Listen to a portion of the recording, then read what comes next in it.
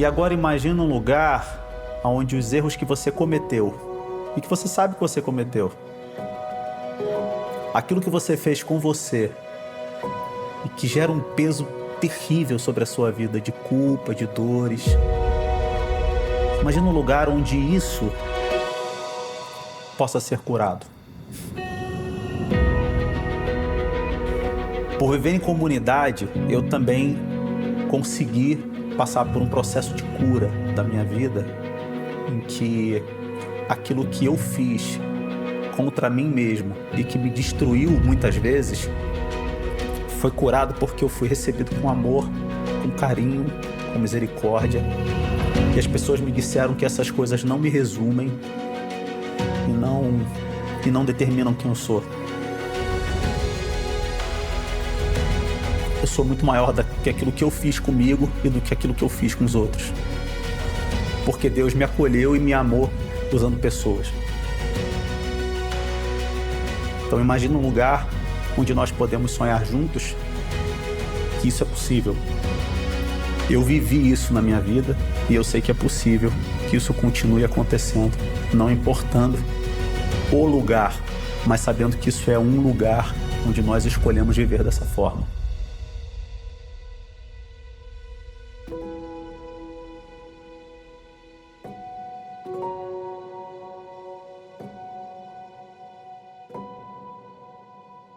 Bom dia. Que alegria estar aqui com vocês, mais um sábado, para celebrar, louvar e aprender mais do nosso Deus. É um privilégio ter essa comunidade que abraça, que nos abraça e que a gente tem aprendido tanto sobre Deus em comunidade. E eu quero falar com você também, que está nos assistindo online. Você faz parte dessa comunidade também. Nós somos uma comunidade híbrida.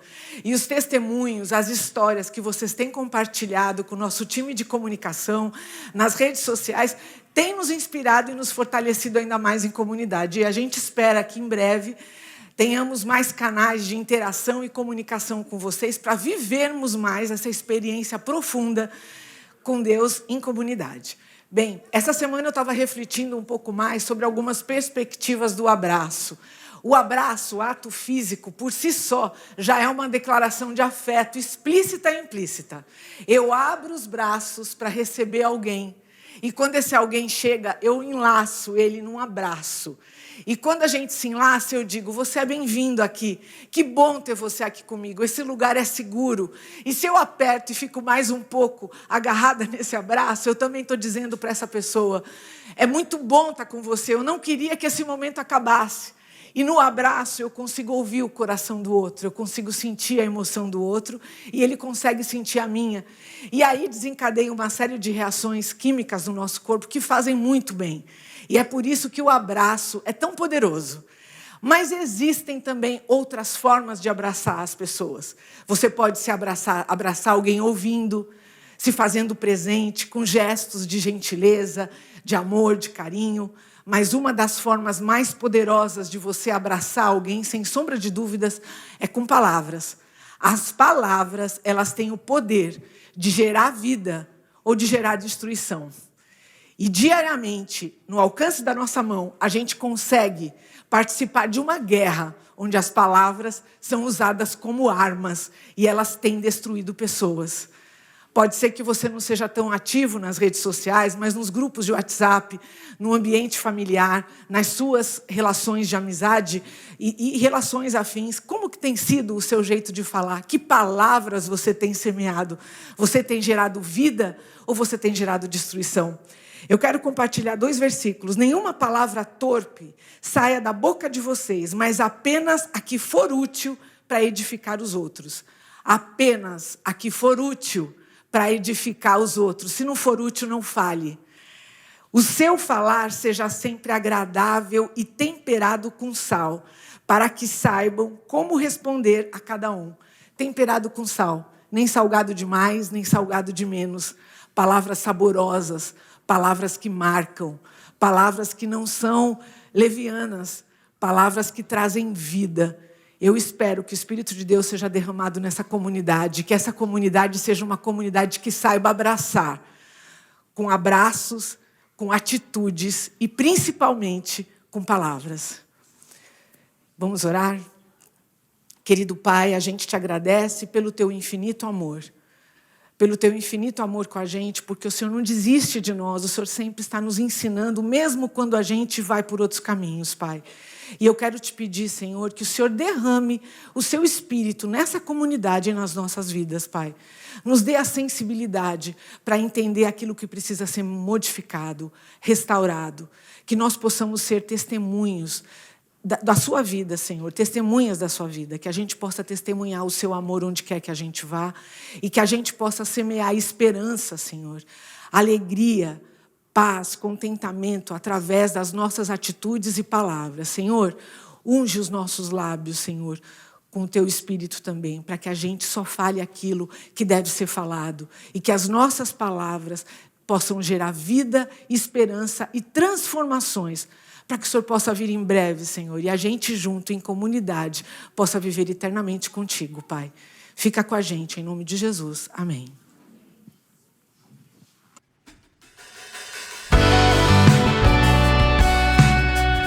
Maranata, hora vem, Senhor Jesus, sem demora. Todos nós vamos louvar juntos ao Senhor essa música. Vem com a gente.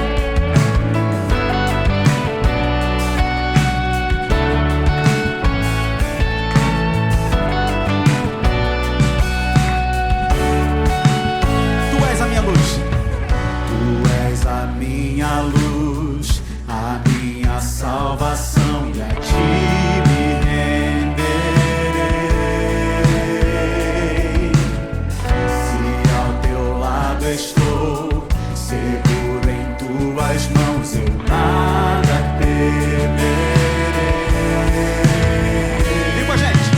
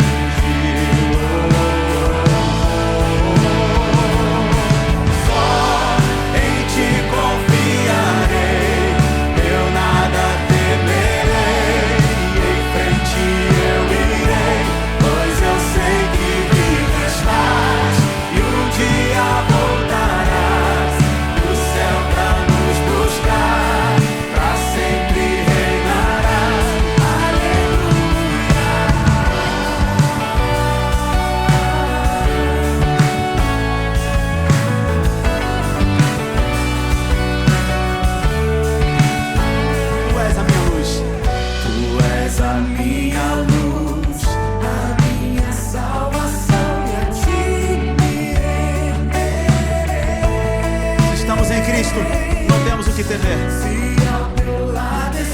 Segura na mão dele.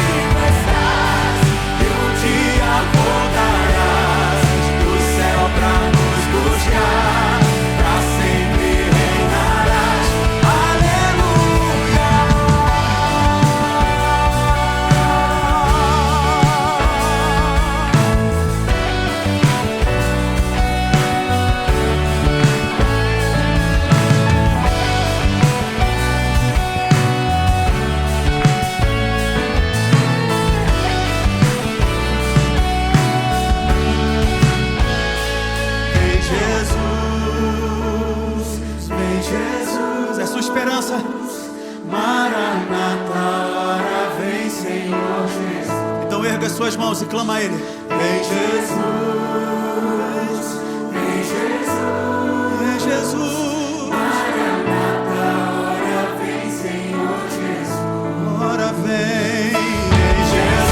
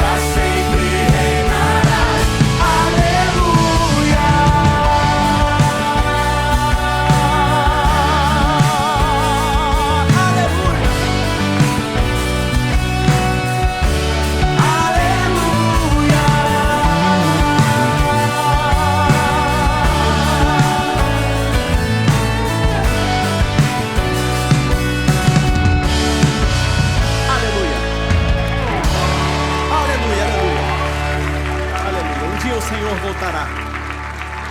Um dia o Senhor voltará a essa terra e nos resgatará, a todos nós. Mas enquanto isso não acontece, a gente continua confiando na promessa que Ele fez.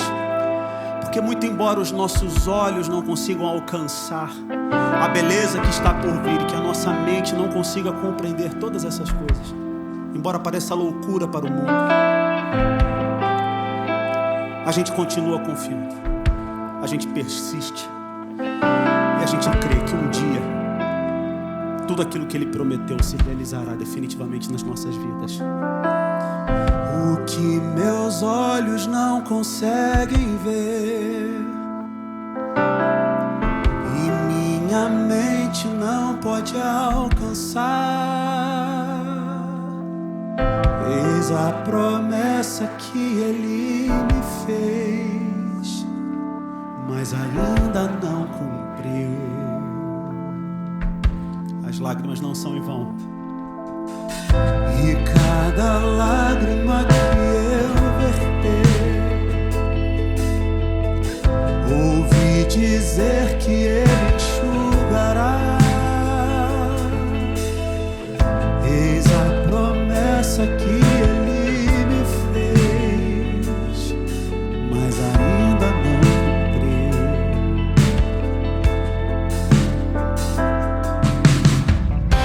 Quantas vezes me acusaram de insensatez,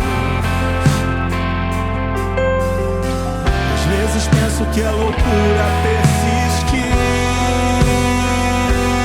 e crer diante de tua face, diante de rendido. Eu quero estar as minhas vestes. Quero ter as vestes lavadas em teu sangue. A sombra do teu trono é o meu lugar. Faça tudo novo, tudo novo. Faça tudo novo, faça tudo novo. Ele faz. Faça tudo novo, faça tudo novo, faça tudo novo.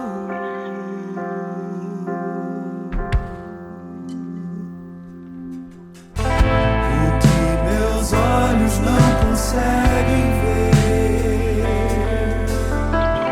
e minha mente não pode alcançar,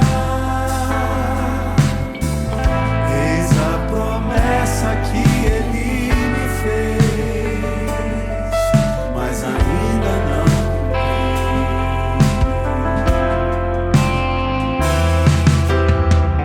Quantas vezes me acusaram de insensatez, Pode parecer loucura, às vezes penso que é loucura persistir e crer diante de tua face, diante de tua glória, rendido aos teus pés. Eu quero estar, eu quero ter as vestes lavadas em teu sangue.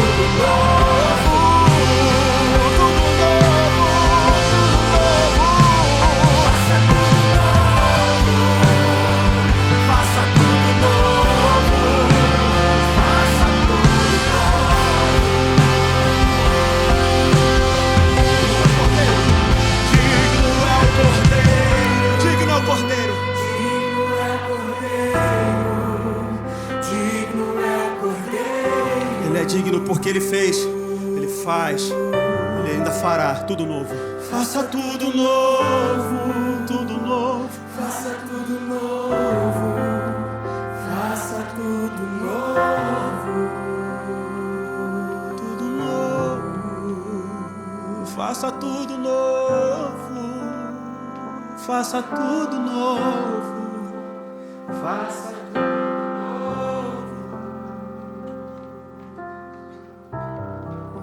Enquanto isso, a gente descansa e confia na promessa de que Ele fez, Ele faz, Ele fará tudo novo. Ele disse um dia pra gente: calma teu coração, deposita em mim seu fardo, as suas culpas, as suas dores, porque eu posso te gerar alívio. Confia e descansa. Eu sou a voz que te guiou pelo deserto. Sou o princípio e o fim. Ele diz: eu sou. Eu sou a força que criou o universo e toda a vida fez surgir. Sou eu quem faz o sol nascer. Ele quem te sustenta. Sustento a terra em minhas mãos. Eu sou o bom pastor e cuido dos meus filhos. Eu sou a água e o pão. Eu sou a lei, sou o amor e a verdade. Sou a justiça e o perdão. Te amparo em meus braços. Acalmo o teu coração. Confia e descansa em mim. Confia e descansa em mim. Confia e descansa em mim. E descansa em mim.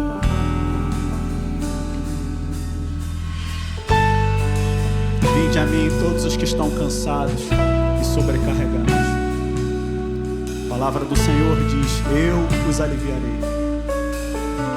Deposita em mim todos os seus fardos, todas as suas lutas, todas as suas dores, porque eu sou capaz de gerar alívio e descanso a todo aquele que crê.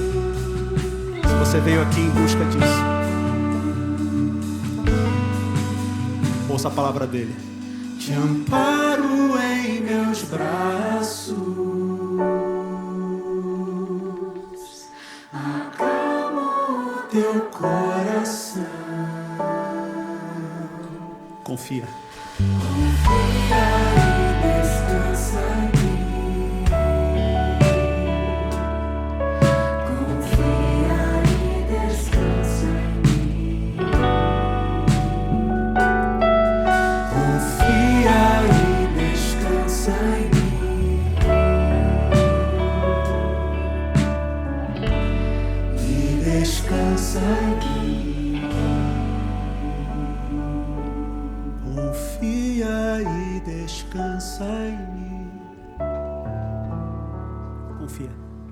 Confia e descansa em mim. Ele quem dá descanso. Confia e descansa em mim.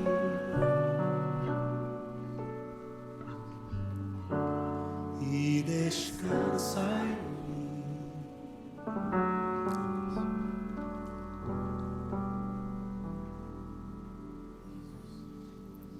Eterno nosso Pai, eterno nosso Rei. Quão difícil é para a gente num mundo tão tumultuado, numa existência tão complexa e tumultuada. Como é difícil para a gente acreditar e viver essas palavras que a gente acabou de cantar. Mas a gente te implora que através do teu Espírito, da ação dele no nosso coração, na nossa mente, que a gente aprenda, que a gente consiga realmente descansar. Realmente entender que a gente não tem todas as respostas, que a gente não controla todas as coisas. A gente não sabe como as coisas vão se desenrolar na nossa vida, na vida das pessoas que a gente ama. E que por isso a gente precisa confiar cada vez mais em Ti, na Tua graça, na Tua misericórdia, no Teu amor. E agora, Senhor, que vamos continuar estudando a Tua palavra. Acalma o nosso coração. Nos ajude a confiar, é o que nós te imploramos em Cristo. Amém, Senhor.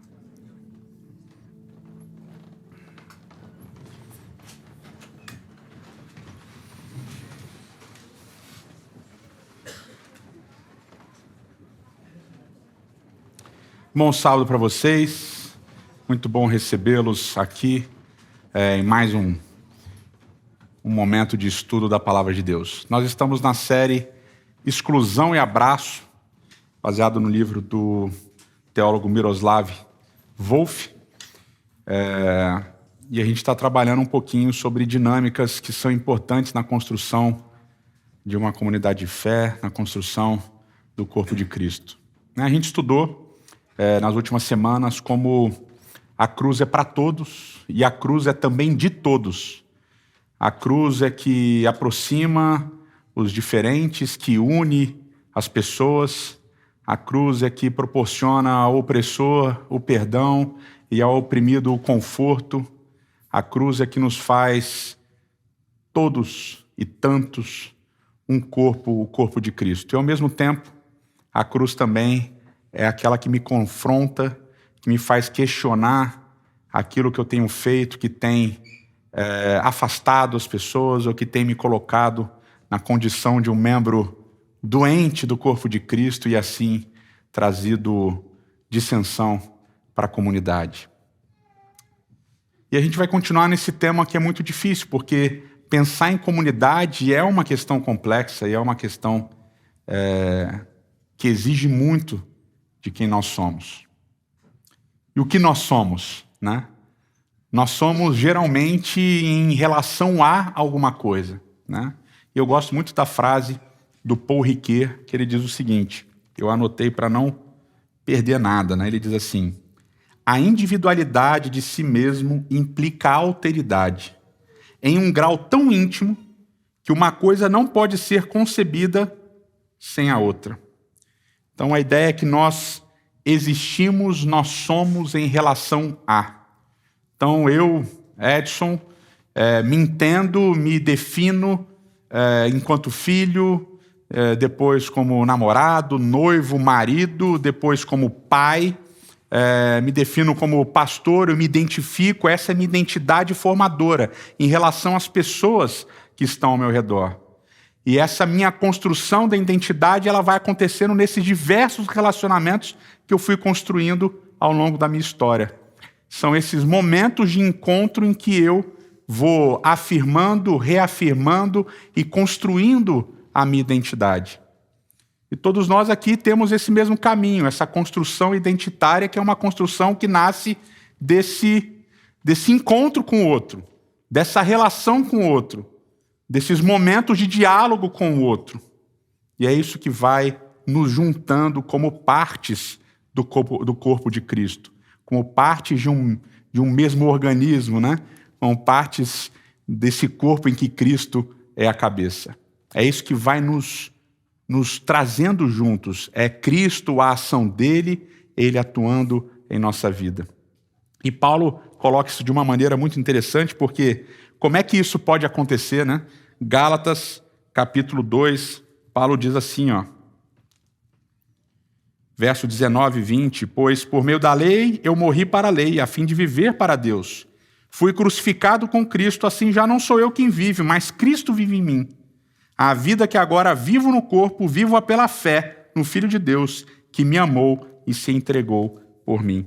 Então, a ideia de que a gente, como corpo, com essas diferentes identidades que a gente foi formando ao longo da nossa história, a gente foi construindo essa identidade em relação às coisas ao nosso redor, mas agora nós estamos todos numa mesma identidade. E a identidade comum de todos nós aqui presentes, a identidade comum de cada pessoa que faz parte de uma comunidade religiosa é Cristo. É porque nós vivemos por Cristo, porque Cristo vive em nós, porque já não sou eu quem vivo, mas Cristo vive em mim. E é por isso que é possível formar uma comunidade. Então, por que é tão difícil? Parece tão fácil de dizer, por que é tão difícil? Porque a gente tem uma tendência natural de, enquanto construímos a nossa identidade, de enquanto nos formamos como indivíduos em relação às coisas e às pessoas ao nosso redor, nós temos a tendência de termos medo de a nossa identidade ser colocada em risco. Isso acontece em dimensões, às vezes, pequenas, que a gente percebe, e às vezes dimensões pequenas que a gente não percebe.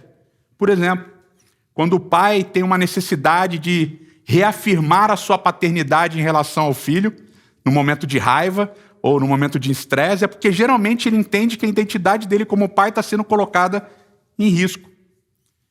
Então, você fala, filho, faz tal coisa, ele diz, não vou fazer. Ele fala, vai sim, porque eu sou seu pai. O questionamento do seu filho faz com que a sua identidade como pai seja colocada em xeque e você reage, e muitas vezes você reage violentamente para reforçar a sua identidade. Então, constantemente, a gente tem medo de que as nossas identidades, nas nossas relações, seja colocada em risco. Isso acontece individualmente, acontece também coletivamente. E a gente tem também pensamentos ou ideias de que esses conflitos, esses confrontos de múltiplas identidades têm a ver com vários fatores. Não, ele veio de um país diferente, a cultura é diferente. Não, a criação dele foi assim, ele é de uma outra raça, a sexualidade dele é diferente, as coisas dele e do outro são diferentes das minhas. Mas é interessante, eu quero rememorar com vocês um livro que eu gosto muito, que eu já mencionei, o livro do Norbert Elias, o autor, chamado Os Estabelecidos e os Outsiders. E nesse livro, o Norbert Elias ele estuda uma sociedade em que as pessoas têm a mesma etnia, da mesma raça, eles têm o mesmo emprego, o mesmo ganho financeiro, são pessoas que têm a mesma religião e moram no mesmo lugar e trabalham no mesmo lugar, na mesma fábrica. Então, todas as diferenças possíveis, elas aqui, de uma certa maneira, estão anuladas. São todos, entre aspas, iguais. Mas nesse arranjo comunitário, eles resolvem, ou eles criam uma distinção entre eles. Eles criam a distinção de quem chegou primeiro e quem chegou depois. Então, aqueles que chegaram primeiro, eles sentem que eles são mais importantes do que aqueles que chegaram depois. E eles vão construir um linguajar e uma maneira de se referir àqueles que chegaram depois, que é interessante. Porque como eles se sentem ameaçados por aqueles que chegaram depois, ameaçados de perder seu status, de perder sua ascendência, de perder, quem sabe, sei lá o quê, eles vão se referir àqueles que chegaram depois de maneira pejorativa, com apelidos derrogatórios, vão cunhar ou relacionar essas pessoas com animais. Por exemplo, eles são ratos, são parasitas, são vermes, são macacos. Porque é uma maneira de desumanizar o outro e transformar o outro numa figura animalesca. Isso vai acontecer nessa comunidade, Norbert Elias vai relatar isso. E vão se referir a essas pessoas como seres impuros, pessoas impuras, indignas, não merecedoras e assim por diante. Vocês conseguem perceber que tem várias relações com vários processos de conflitos e confrontos que a gente experimentou como seres humanos. Por exemplo, o Holocausto. Por exemplo, o genocídio armeno. Como, por exemplo, o conflito em Ruanda entre Tutsis e Hutus. Esse vocabulário violento, essas ações violentas, elas vão se repetindo. Porque o outro, que é diferente de mim, ele é impuro, ele é indigno, ele é mau, ele não merece, ele é o vilão. E eu, em contrapartida, e os meus, ou aqueles que são parecidos comigo, somos bons, somos puros, dignos e merecedores. E aí o Miroslav Volf ele vai dizer que existem 3 maneiras de você lidar com esse processo conflituoso entre você e o outro. 3 maneiras de excluir as pessoas. A primeira delas talvez seja a menos violenta, vamos dizer assim. Você simplesmente constrói um muro entre você e o outro e você corta o relacionamento. Você fala assim, eu não gosto do outro. Eu tenho raiva e ódio do outro. E, portanto, eu vou construir um muro e eu não vou vê-lo mais, eu não vou mais falar com ele, eu não vou me relacionar com ele. E eu corto as relações completamente, eu me afasto completamente do outro. Tem gente que faz isso na família, né? Nunca mais fala com o pai, ou com a mãe, ou com o tio, ou com o filho, e assim por diante. Constrói um muro. Tem uma outra maneira, que é uma maneira, digamos, meio termo. Eu vou fazer com que o outro fique mais parecido comigo. Eu vou assimilar o outro. Então eu vou trazer o outro para a minha cultura, eu vou trazer o outro para perto de mim, para que ele seja parecido comigo. Eu vou domesticá-lo. E aí a gente tem expressões no Brasil, expressões brasileiras, que são comuns dessa tática de assimilação. Como, por exemplo, uma famosa que nós brancos, vez ou outra, já usamos na nossa experiência, espero que você não use mais, que é o preto de alma branca. Ele é preto, mas ele é um preto de alma branca. Ele é um preto, mas ele não tem aqueles traços, sabe? Ele tem traços de branco. Sabe? Assimilação. Eu vou fazer com que ele fique mais parecido comigo. Que ele perca as características que o tornam ele e fique mais parecido com quem eu sou.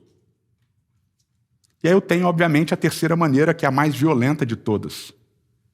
Como eu não gosto do outro, como eu não tenho nenhum tipo de respeito pelo outro, como eu vou desumanizar o outro, como eu não consegui, talvez, assimilá-lo,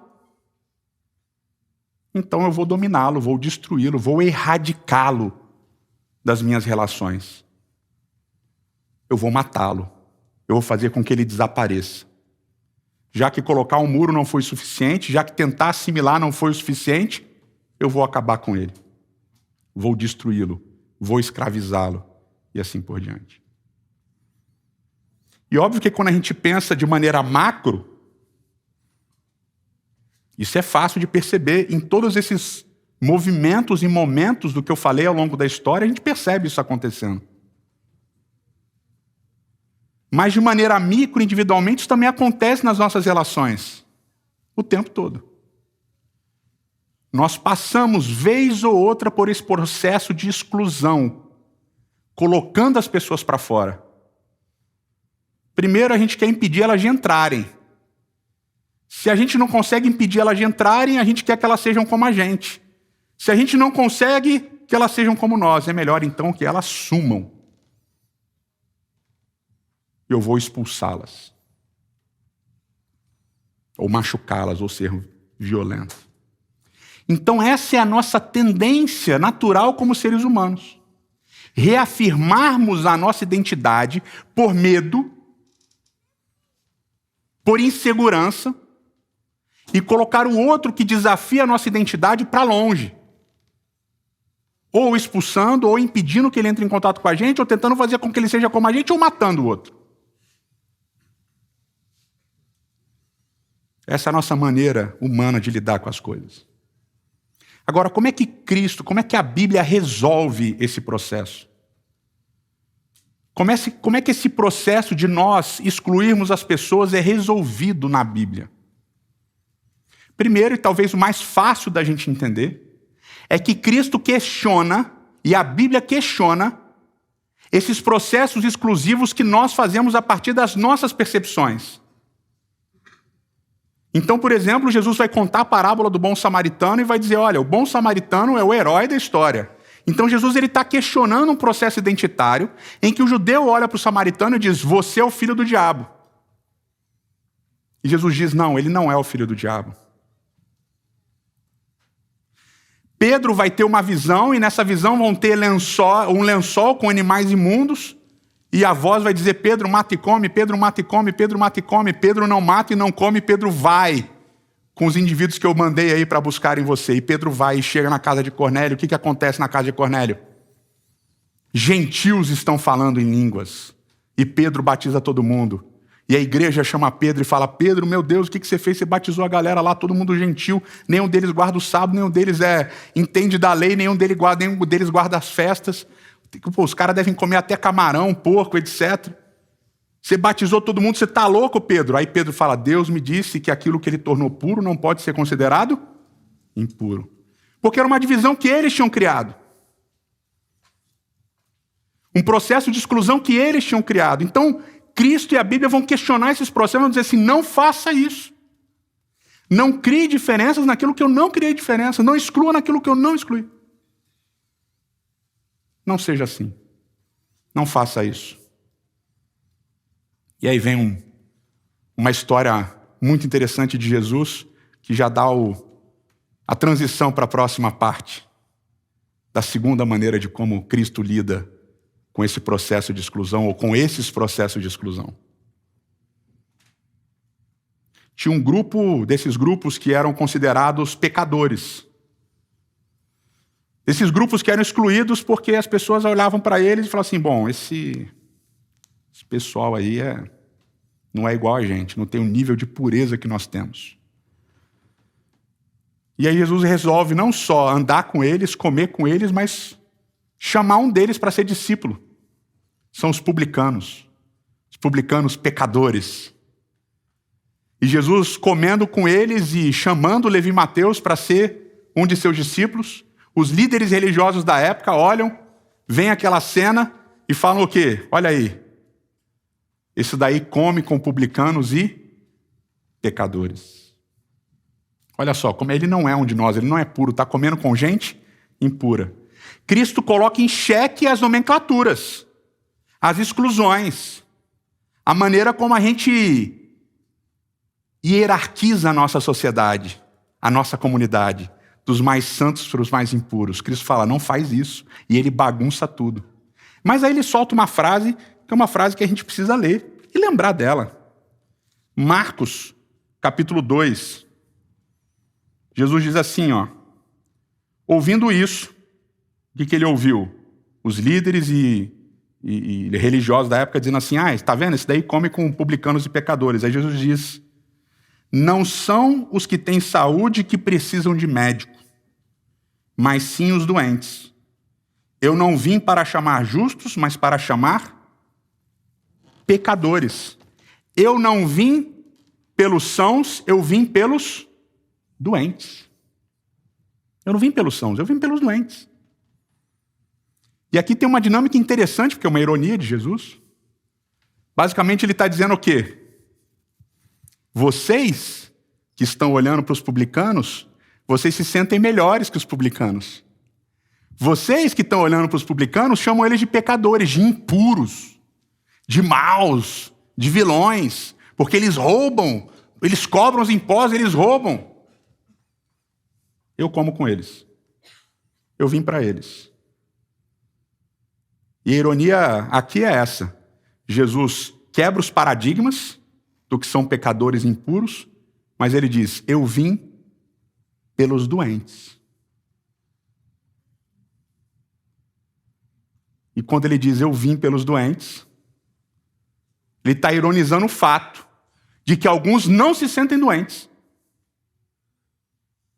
Olham para si e dizem, eu não sou doente, porque eu não sou como aquele ali. E essa é a segunda maneira com a qual Cristo lida com a exclusão. Uma exclusão que muitas vezes é uma exclusão legítima.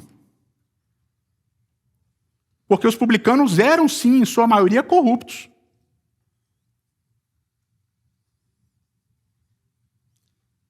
E como é que Cristo lida com isso? Ele nivela todas as pessoas. E talvez Paulo deixe isso muito mais claro do que o próprio Cristo em Romanos capítulo 3, quando ele diz: todos pecaram e todos precisam do mesmo antídoto para o pecado, que é a cruz de Cristo. Todos pecaram. E quando Cristo vem, ele cura endemoniados, ele expulsa demônios de endemoniados e ele perdoa pecados. E quando um grupo de pessoas joga aos pés dele uma mulher que tinha adulterado, e ela tinha adulterado, Cristo faz a mesma coisa, ele nivela as pessoas. Lembra o que ele faz? O que ele faz? Diz que ele escrevia os pecados daquelas pessoas, tradição, e todo mundo lendo, e Jesus falou: quem não tem pecado, atire a primeira pedra.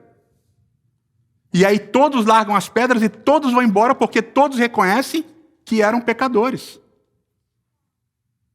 Mas aí Cristo vira para a mulher e diz o quê?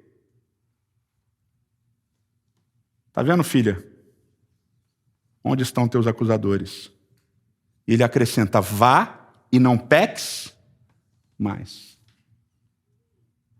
Você pecou, mas agora vá e não peques mais.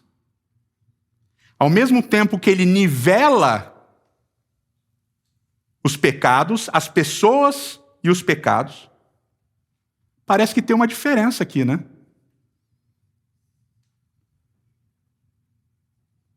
Porque apesar dele dizer para aquela mulher: vai e não peques mais, ele não permite que aquelas pessoas a julguem e a condenem.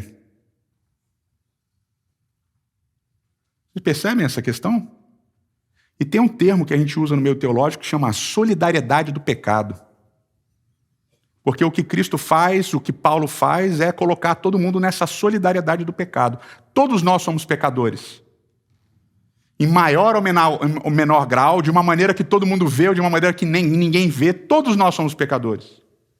E a Bíblia é mestre em contar as histórias dos grandes personagens, de maneira a colocar esses personagens num ponto muito questionável. E a gente começa por Abraão, o pai da fé, mentiroso, fraco, sucumbia à opinião dos outros. A gente pode falar de Jacó. A gente pode falar de Davi. A gente pode falar de Samuel. Samuel é uma história que sempre me explode a cabeça. Um dia a gente tem que falar sobre pais e filhos aqui e falar só de Samuel. Porque Samuel recebe uma revelação de Deus para condenar Eli, que era o tutor dele, o mentor dele, por causa da maneira que Eli criava os filhos. E Samuel vai e faz o mesmo. E Deus repreende Samuel. Samuel, é a mesma coisa. Quando você vai olhar os personagens com uma lupa, vê que todos eles, os personagens principais, eram ambíguos, pessoas dúbias. Erravam, acertavam, porque existe uma solidariedade do pecado. Ou seja, se a gente começar a olhar a vida de cada um de nós aqui com uma lupa, a gente vai ver que a gente tem muitas coisas parecidas, em maior e menor grau. Mas a gente não gosta de fazer isso. A gente entende que Davi pecou. E condenar o pecado de Davi é mole porque está narrado e está na Bíblia. Mas condenar o nosso pecado, o meu pecado, quando eu ajo como Davi agiu, aí fica mais difícil. E aí vem uma questão muito importante, muito interessante. Apesar de termos uma solidariedade do pecado, os pecados não são iguais, porque eles afetam as pessoas e têm consequências diferentes. Então é óbvio que o meu adultério, quando eu olho uma mulher e tenho desejos impuros, é diferente do adultério de Davi que se deitou com Batseba. É óbvio que quando eu desejo que o meu inimigo sofra e morra, é diferente de Davi que mandou matar Urias. Vocês estão entendendo? Apesar de haver uma solidariedade do pecado, os pecados não são iguais e não vão ser tratados de maneira igual.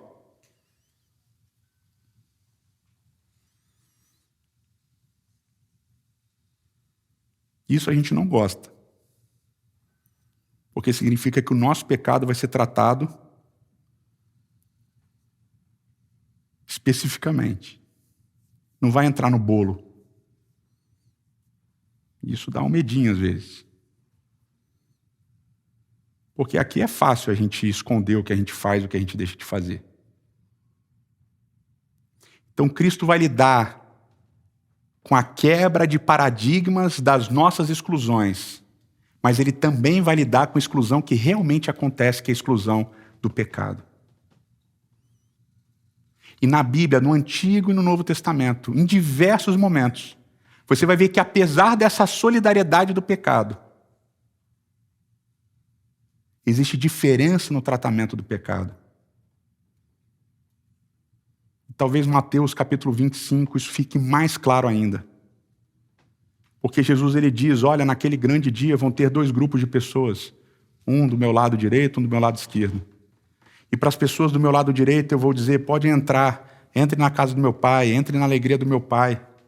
Porque quando eu tive fome, você me deu de comer. Quando eu tive sede, você me deu de beber. Quando eu estive nu, você me vestiu. Quando eu estava preso, você foi me visitar.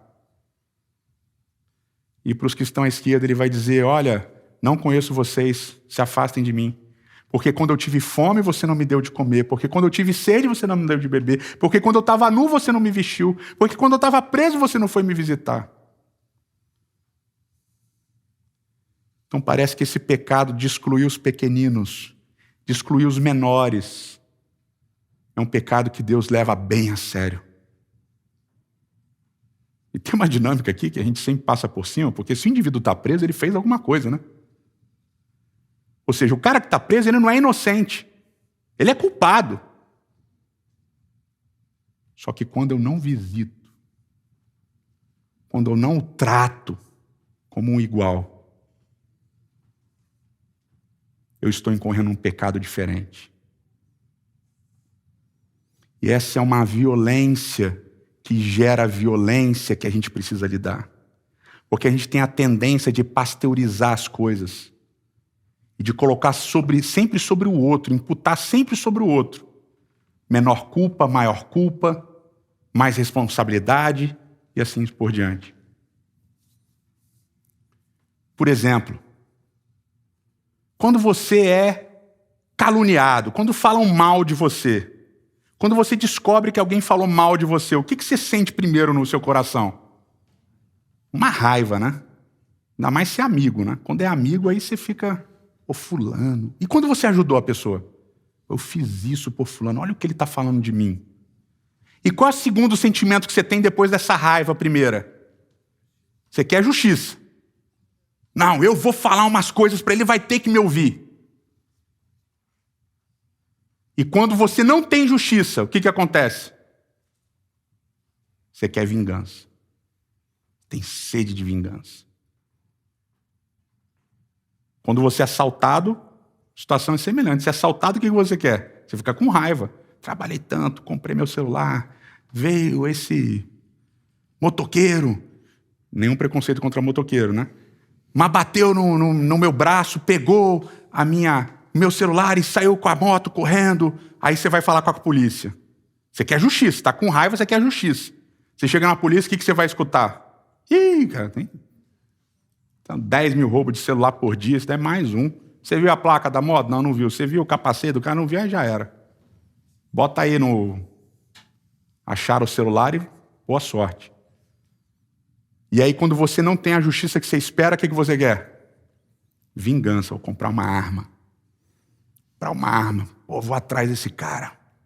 Vou ficar aqui todo dia com o celular aqui para ver se ele aparece de novo. Quando ele aparecer, vou dar tiro nesse cara. Não é verdade? O seu pecado é reação ao pecado do outro. E óbvio que o pecado da ação, ele carrega um peso maior do que o pecado da reação.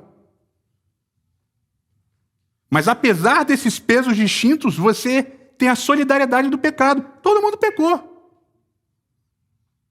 E é um negócio bizarro.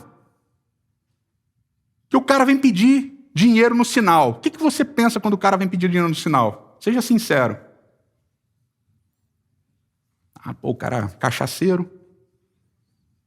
Eu vou dar o dinheiro e vai beber. Vai sair daqui e vai beber. Eu não vou dar dinheiro. Já ajuda o Instituto Sementes, não vou dar dinheiro. Aí o cara vai beber. Bêbado, tá vendo? Olha o bafo dele, bêbado. Aí esse cara não precisa de ajuda. Aí o bêbado fala, pô, ninguém me dá dinheiro. Vou pegar o celular do cara. Pega o teu celular, vai vender pro outro maluco lá que vai desbloquear e usar teu banco. Já percebeu o ciclo da violência? Que começa com uma exclusão desse tamanho da pessoa, de um pequeno juízo que você faz dela.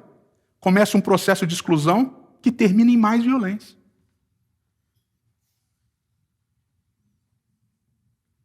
E o que Cristo propõe? É fácil perdoar um assalto? É fácil perdoar uma calúnia? É da nossa natureza fazer isso? Não é. Mas o que Paulo diz? Já não sou eu quem vivo. Cristo vive em mim. E eu termino com a história de Caim. Vocês já conhecem, eu gosto bastante de falar sobre a história de Caim. Caim e Abel eram irmãos. E a gente sempre chama Gênesis 4 de a história de Caim e Abel. Só que na história de Caim e Abel, Abel é um personagem secundário. Abel, ele não fala, Abel não tem o seu nome explicado, Abel aparece e desaparece da história. A única coisa que ele faz é levar um sacrifício para Deus e Deus dizer que aceitou o sacrifício dele. Só isso. O resto é Abel morrendo. Quem é o personagem principal da história que conduz todas as ações é Caim. Quando Caim nasce, Eva dá um nome maravilhoso para ele. Explica, o nome dele aparece explicado na narrativa, o nome de Abel não. Abel é o cara que cuida da terra igual o pai, igual Adão. Caim, né, é o cara que cuida da terra igual o pai, igual Adão. Aí quando Caim olha Abel sendo aceito, ele diz, pô, como é que meu irmão foi aceito e eu não? Só que ele não consegue mudar uma coisa que é exterior a ele, que é Deus aceitar o sacrifício de Abel e não aceitar o dele. Então ele fala, já que eu não consigo mudar a situação, e já que não dá para continuar vivendo com Abel do meu lado, porque se Deus vai aceitar ele, não vai me aceitar, a minha raiva por ele só vai crescer, eu odeio ele, como ele não vai ser igual a mim, como não dá para viver longe dele, eu vou matar o cara. E ele mata. E aí Deus aparece para ele. Depois de já ter falado com ele. Deus fala, cadê o seu irmão? Ele, só lá eu, o guardador do meu irmão. Ainda responde, mal criado.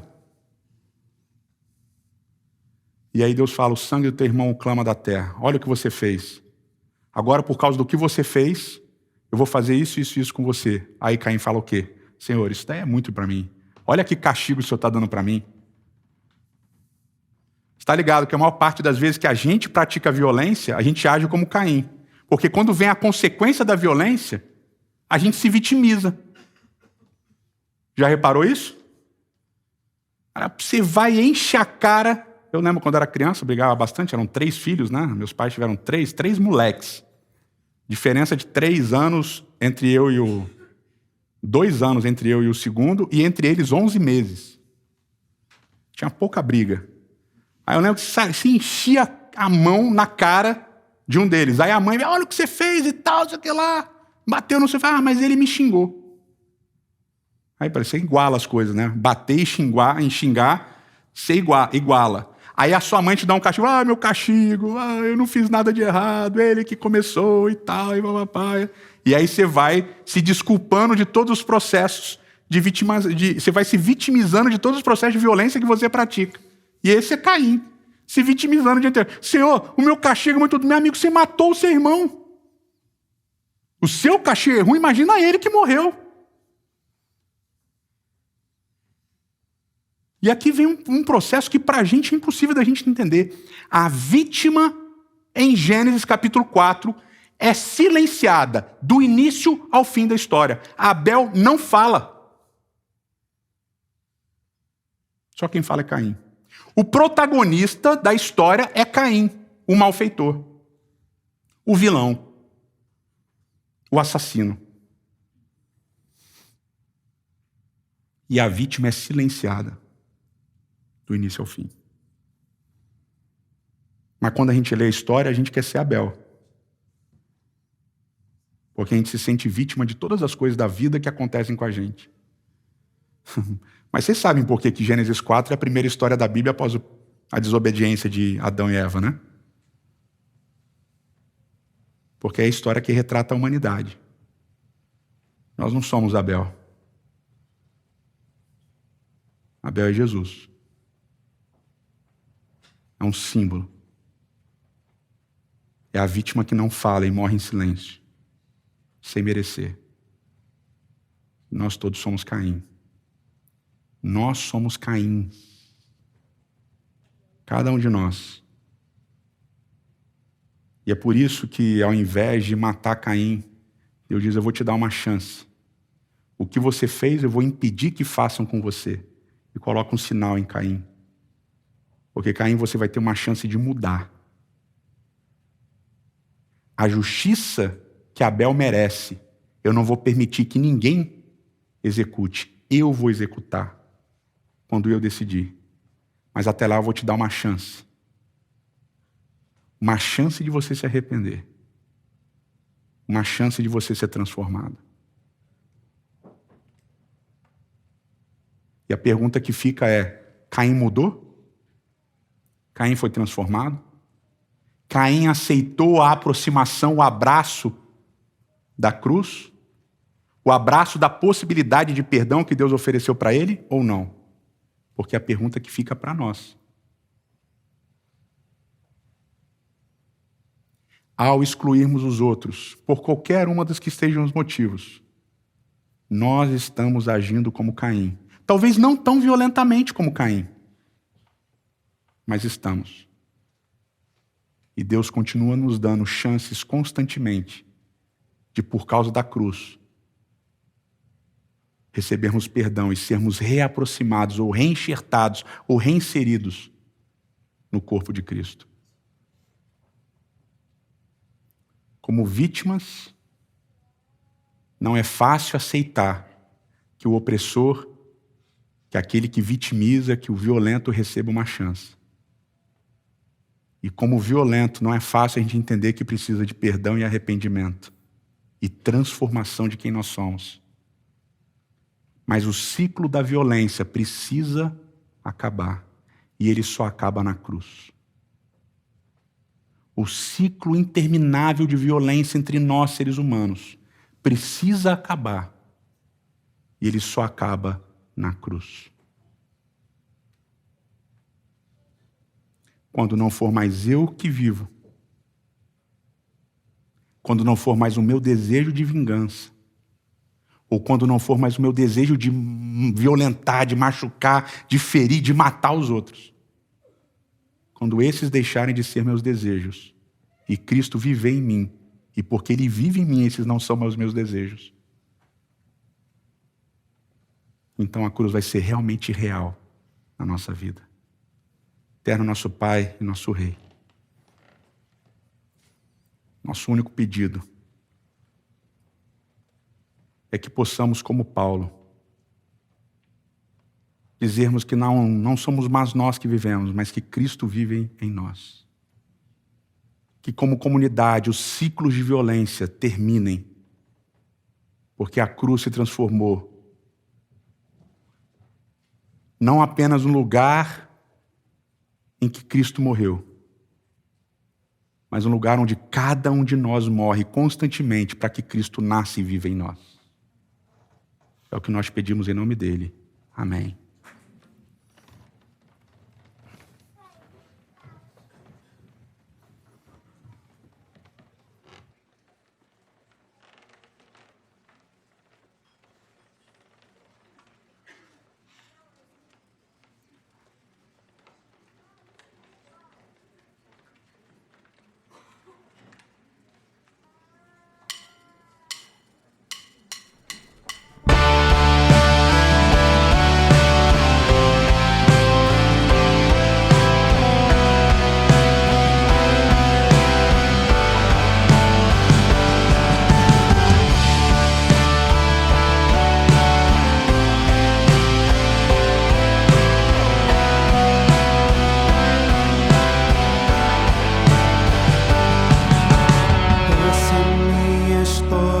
de dor, morri para esse mundo.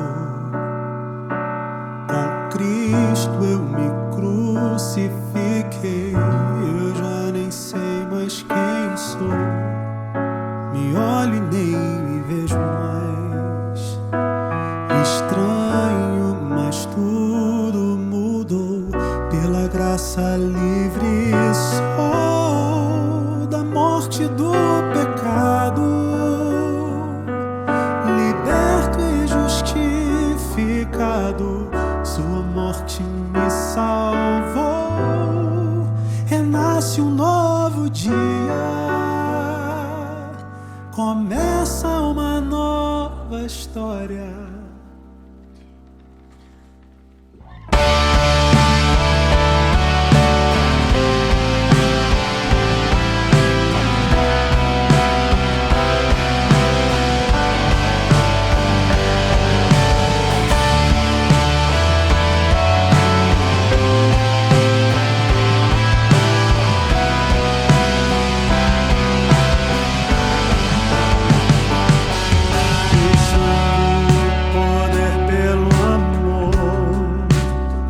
Se revelou a mim no dia da morte de Deus. Ele me reaproximou. Sacrifício já não tem valor. O santo lugar se expôs. Pela graça livre sou da morte do pecado.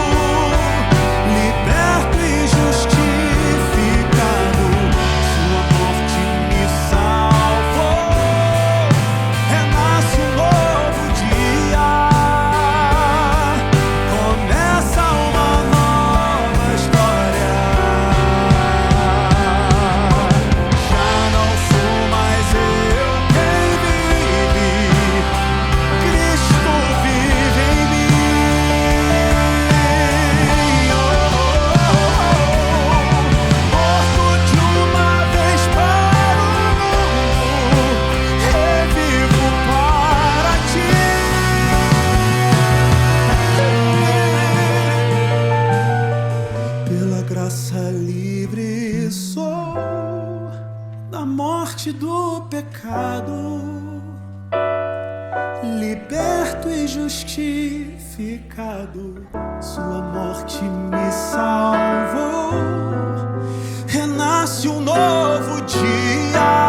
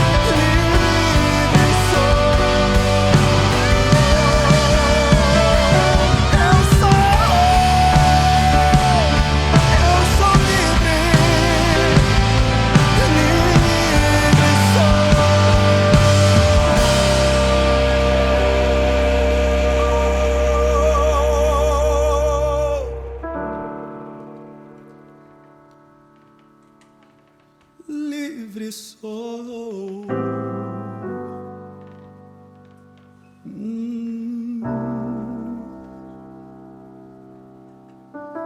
Pela graça livre sou da morte do pecado, liberto e justificado.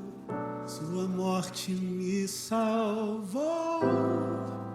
Renasce um novo dia, começa uma nova história. Amém. Que o Senhor te abençoe e te guarde. Que o Senhor faça brilhar o seu rosto sobre ti e tenha misericórdia de ti. Que o Senhor sobre ti levante seu rosto e te dê a paz. Deus abençoe vocês.